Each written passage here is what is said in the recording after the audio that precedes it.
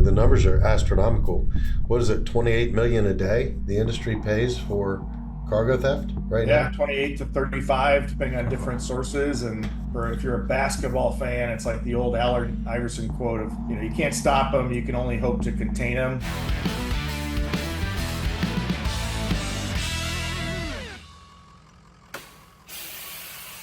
Welcome back, everyone, to Stay in Your Lane. I'm your host today, John Mahle, with Sam Looker joining me. Guest today, everybody knows, Joe Lombardo, our favorite podcast contributor, but also the original gangster, Glenn Koepke. Vector. How are you, Glenn? Thanks for coming back on. Doing well. Good to see you, John and Sam and Joe. So thanks for having me back on. Always, always. It's this is a standing thing for us. Glenn, all this we're seeing, we're seeing shippers' budgets blown, concerned, RFPs falling apart, transportation acceptances numbers are down, spot markets up, fuel sky high, war, everything. What are you seeing and hearing? Because you're on the other end of the spectrum at Vector. You specialize in helping clients get guard shack and management systems in place that are automated. What are you hearing from everyone? Yeah, I think in life, sometimes you're the bug and sometimes you're the windshield. And, shippers have been the windshield for a long time. But unfortunately, things have changed, as you've alluded to, right, with blown budgets and acceptance. I think from our side, how we typically see cycles is, more of a shift to broker freight, less or more frequent one-time drivers, right? So in soft market conditions, our shippers tend to see a lot of repeat drivers, a lot of asset-based players, or on the brokerage side, pretty frequent return of the same company, right? Yeah. Obviously, building in predictability is one of the biggest kind of triggers to a balanced budget. So from our side, what we're seeing is higher brokered freight with more one-time carriers, less frequent. Cargo theft in our world has been a huge issue. It's why a lot of companies come to Vector. That has been a big driver of our growth over the last couple of years with the Singh cartel and a few other kind of big factors. But yeah, cargo theft for us is probably shipper issue number one. Pricing and carrier network contracting, protecting their business is issue number two, I would say. But we tend to focus on 1 billion plus in company revenue. A lot of retailers rely on Vector. A lot of tier one manufacturing companies, high volume, high complexity. Value of freight does vary, but to the street, there's a lot of black market attraction to some of our customer freight. Wow. Yeah. I can imagine if that's your clientele that, is the focus and the specialization. Cargo theft's no joke. We use highway. We use highway for vetting and for security purposes, but the number one best way to eliminate cargo theft is to build consistency in your providers, to know who your freight's going to. Absolutely. So, the numbers are astronomical. What is it, 28 million a day the industry pays for cargo theft right Yeah, now? 28 to 35, depending on different sources. And, it's for if you're a basketball fan, it's like the old Allen Iverson quote of, you can't stop them, you can only hope to contain them. I think some of the challenges we've seen, even in asset-based carrier freight, I was at a top 20 global, Fortune 25 company last week in California. They have folks going on top of the trailer, cutting in holes. They have cases where the doors are being cut off because they're not stopping at secure truck stops. So doors are being cut off, products being stolen, doors are being reattached, bolted on, seal looks intact. So to the naked eye, when it shows up to the guard shack, it looks all hunky dory. But in fact, half the trailer's missing once it bumps the dock, and they can't even get one of the doors off. So yeah, cargo theft is a rampant issue. To your point, knowing who your carriers are critical. I would just argue that the second point is probably more critical, is knowing who the driver is, right? And then making sure they're adhering to SOPs and processes you have in place. I think a lot of times, although on I'm on the tech and vendor side. Many times people try and solve things with more tech and more process. Sometimes just reviewing your existing process and walking kind of the life of an order will open people's eyes. So if there's one recommendation I can have for any shipper, carrier, broker, anyone that's in the industry that listens to this is, there was an old HBR article back 20 plus years ago called Staple Yourself to a PO. It's the same thing in this day and age where you'll go walk the process at a shipping location or receiving location, and it's literally stacks of bill of ladings, wedding registry logbooks, seals that you can go buy on eBay, and it's just paper upon paper. And cargo thieves have become a lot more sophisticated.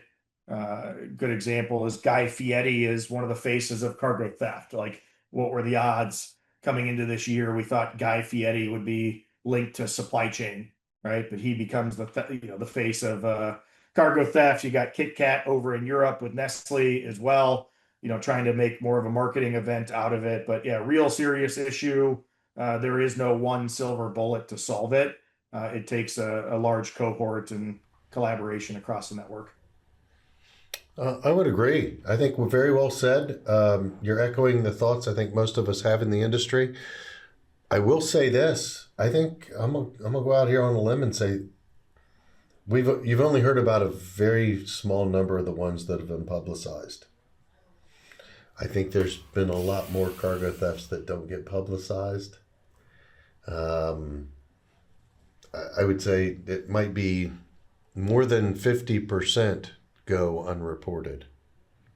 So with that number being out there, it's astronomical.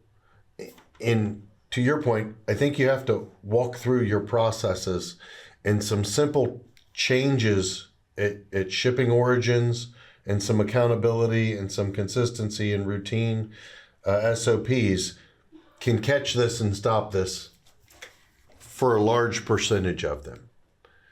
Software isn't always going to do it. Yeah, one thing I think we'd all agree there. One thing I would say to any company that buys tech is there has to be a super user, a champion, and some level of change management. If I walked into any company today, the first thing I would do is a tech audit. And the fact is there are license fees and contracts and stuff that people have bought that no one uses.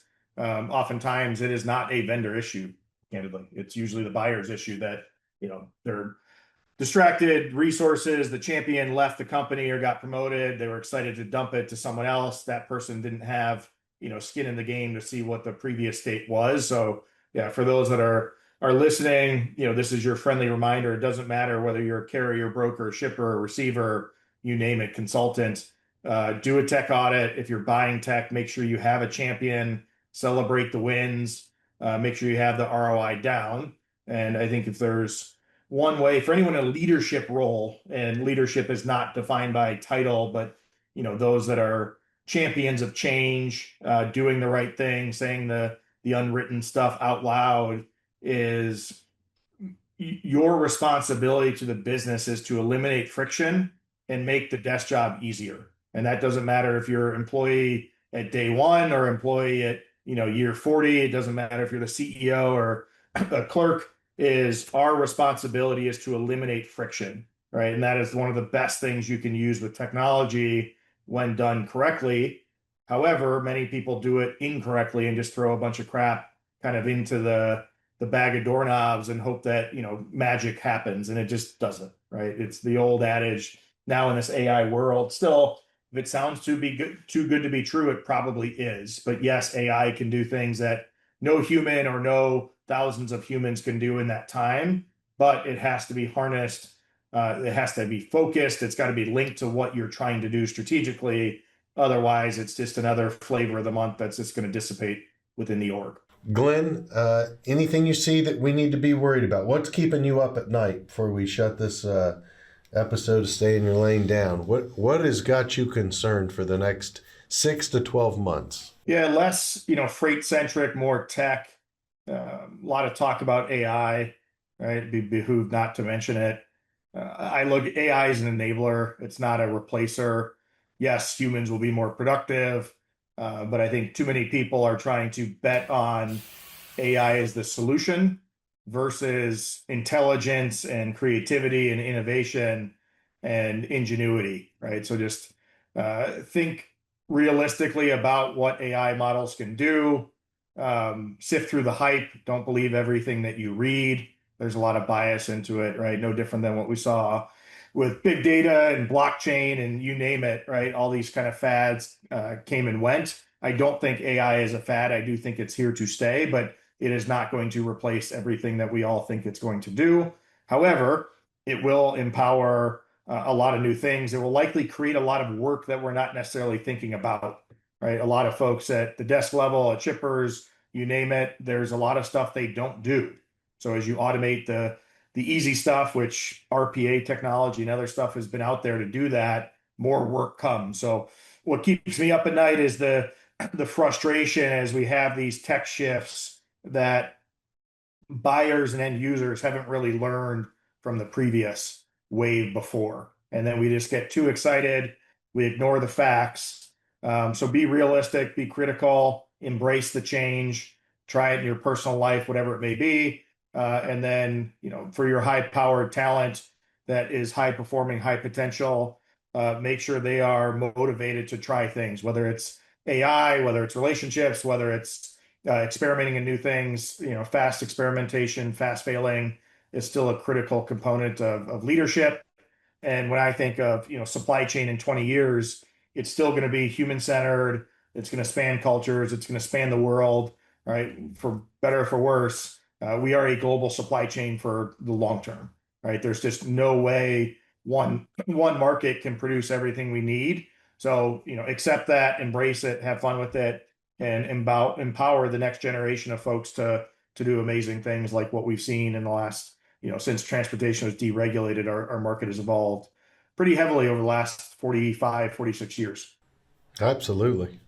Yeah, I agree. I don't think it's something to be afraid of. I think we need to use it to become more efficient. And, you have to also take time with the correct people to champion, as you coined them, to put the correct guardrails up in your system and train the AI tool to use it in the way that you need it to perform. Glenn, thank you for being on Stay in Your Lane. We appreciate you. Love the big brain. I think you may need to look at maybe some motivational speaking in the future. This is you got this. You've got it together. Thanks, John. Appreciate that. Absolutely. You make me want to go run a mile or something crazy, and I'm not feeling it. I wouldn't do that. Yeah, just start with a half. Maybe. Start with a half, maybe a quarter. Yeah, we'll go drive a mile together. All right. Don't get too crazy. Hey, until next time, stay in your lane. Thank you both.